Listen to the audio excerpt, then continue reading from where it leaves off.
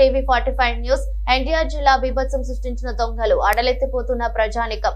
Mega 9 TV Tiruvuru నియోజకవర్గంలో వరుస దొంగతనాలు. మొన్న విసన్నపేట, నేడు చీమలపాడు 7 షాపులు ధ్వంసం చేసి చోరీకి పాల్పడిన దొంగలు.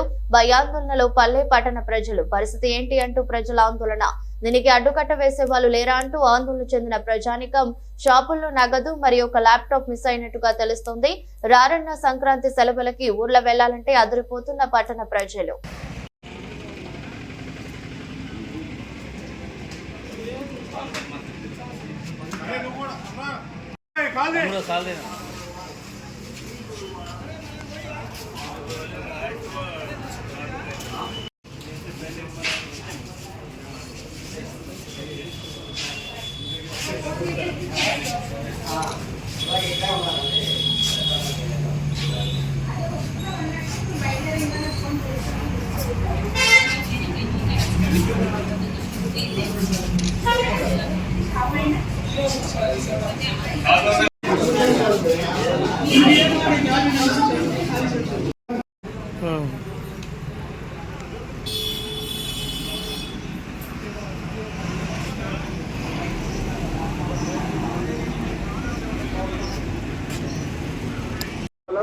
$600 లేదా $700 ఎంతో మన్నిక గల కళ్ళజోళ్ళు తయారు చేసి ఇవ్వబడను.